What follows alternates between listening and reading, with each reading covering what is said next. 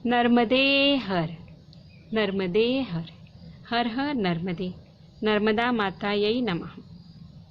सहस्रधारा तीर्थ से 3 मील आगे ज्वाला नदी के संगम के समीप महेश्वर अर्थात प्राचीन काल में उसका नाम था माहिष्मती, यह नगरी है।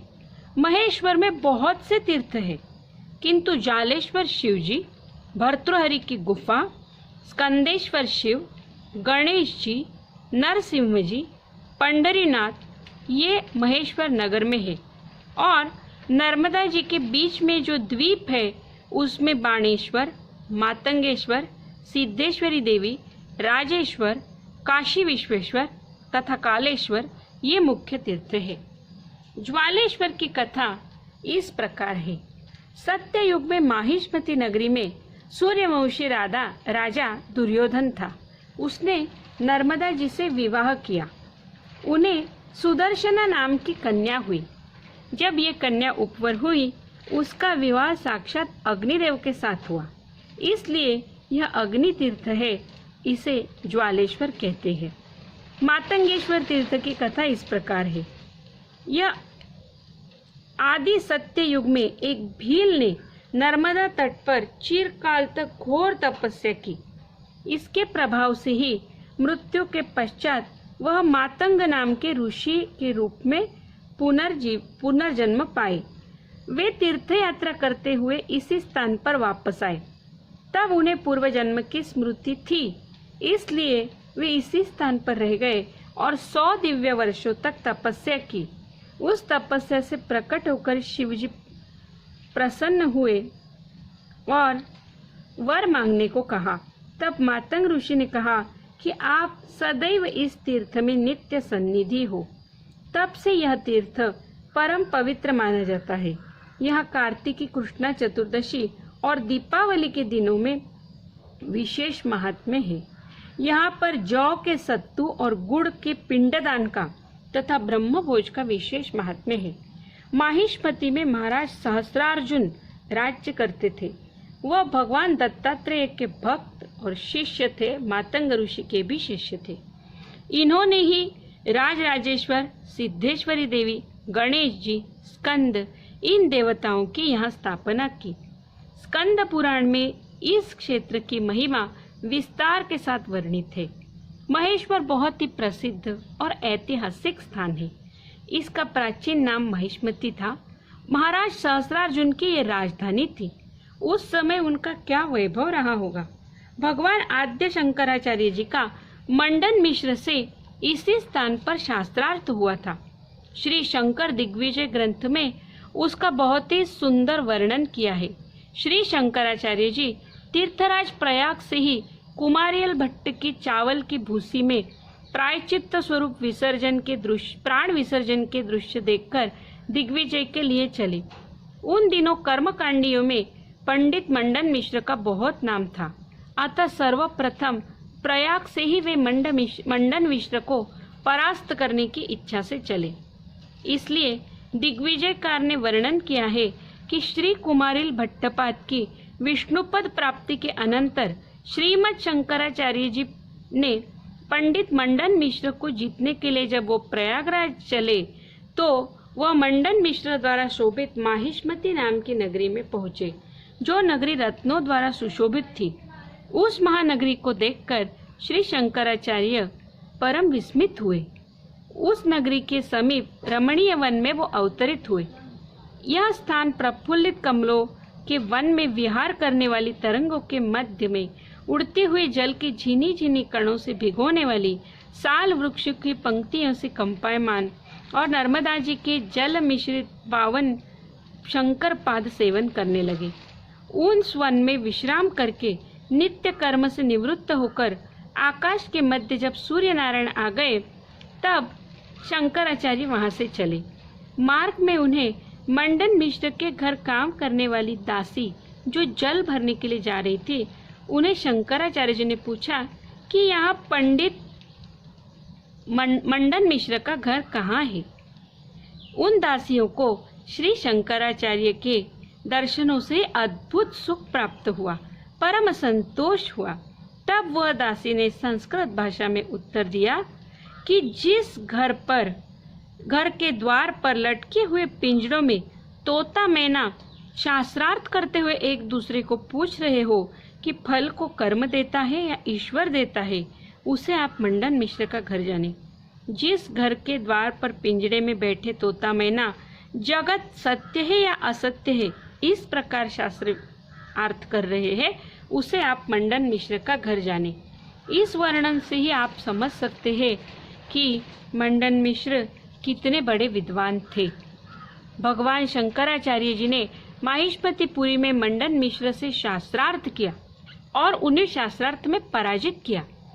तब उनकी परम विदुषी धर्मपत्नी सरस्वती ने कहा कि आपने उनके आधे शरीर पर ही विजय प्राप्त की है। उनकी अर्धांगिनी तो मैं अभी शेष हूँ, मेरे साथ शास्त्रार्थ कीजिए। तब आचार्य ने उसके भी साथ शास्त्रार्थ किया।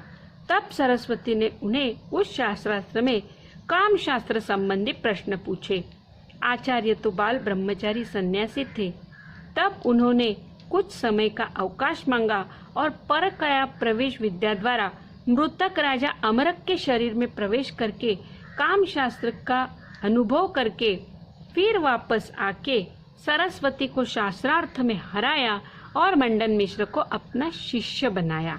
इस प्रकार यह महेश्वर नगरी भगवान शंकराचार्य के पाद पद्मों द्वारा पवित्र की हुई है। धर्म सम्राज्ञी धर्मवती महारानी अहिल्याबाई, जिसे साक्षात नर्मदा माई का ही रूप मानते थे, उन्होंने इस माहिष्मती नगरी को अपनी राजधानी बनाया था। उनके अत्यंत सुंदर मनमोहक घाट मंदिर महेश्वर में बने हुए हैं। पूरे भारत में उत्तर प्रदेश, कश्मीर, दक्षिण भारत, मध्य भारत सब जगह उनके बनाए हुए घाट छत्रियाँ, उनके बनाए हुए मंदिर है।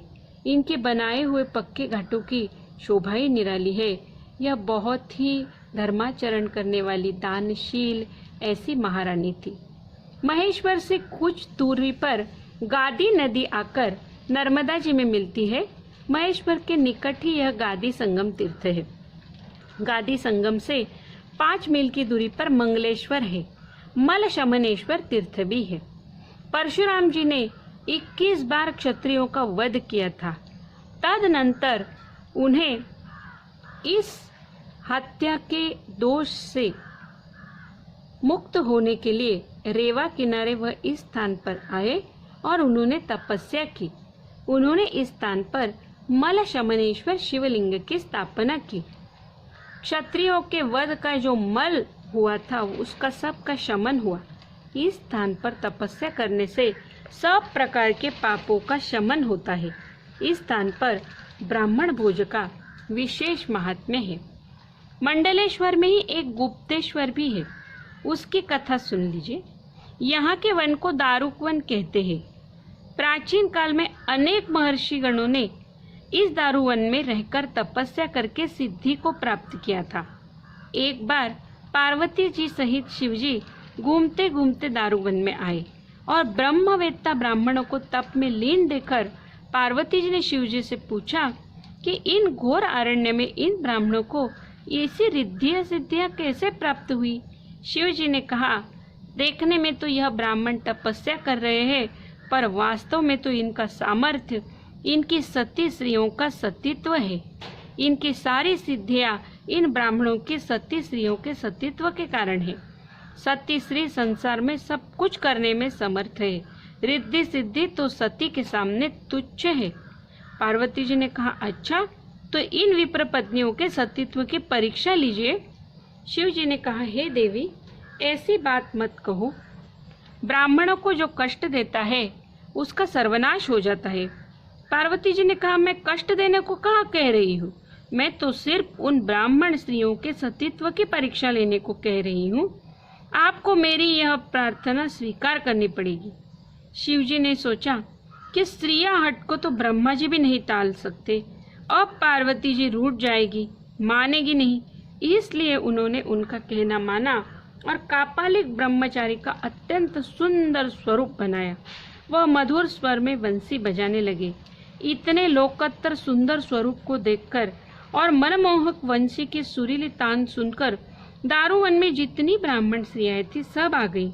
जगतपति साक्षात महादेव कापालिक शंभु डमरू बजा रहे थे और तांडव नृत्य कर रहे थे। भगवान महादेव के सुंदर स्वरूप को, उनके अद्भुत रूप को देखकर विप्र पत्नियां मंत्र मुक्त की भांति मोहित हो गई और अनुराग के साथ उन्हें अवलोकन करती रही। ब्राह्मणों ने देखा कि यह दिगंबर ब्रह्मचारी सदाचार के नियमों के विरुद्ध नग्न नृत्य कर रहा है। तब उन्होंने शाप दिया कि जाओ, तुम्हारा लिंग गिर जाए। उसी समय शिवजी का लिंग गिर गया। तब सब समस्त देवता बहुत घबराए। वे ब्राह्मणों के समीप आए और बोले कि आपने साक्षात शिवजी को शाप दिया है। तब ब्राह्मणों को बहुत पश्चाताप हुआ। ब्राह्मणों ने कहा, हमारे वचन मिथ्या नहीं होंगे। आज से संसार में शिवजी के लिंग की ही पूजा होगी और उस लिंग पूजा से ही समस्त सिद्धियां प्राप्त होगी। फिर ब्राह्मणों ने शिवजी से विनंती की, प्रार्थना की, हे भगवान महादेव, आप इसी दारुवन में विराजे। पतिव्रताओं के मन को विचलित करने का जो दोष आपको लगा है, उसका क्षमन इसी क्षेत्र में होगा। शिवजी ने यह स्वीकार किया। साक्षात शिवजी ने एक गुफा में गुप्तेश्वर नर्मदेश्वर की स्थापना की और उन्होंने तपस्या की। इस तपस्या से शिवजी का दोष मिट गया। यहाँ तपस्या करने से सभी प्रकार के पाप नष्ट हो जाते हैं। गुहावासी गुप्तेश्वर के दर्शन से समस्त तीर्थों के पुण्य का फल प्राप्त होता है। नर्मदे हर, हर हर नर्मदे, हर हर नर्मदे।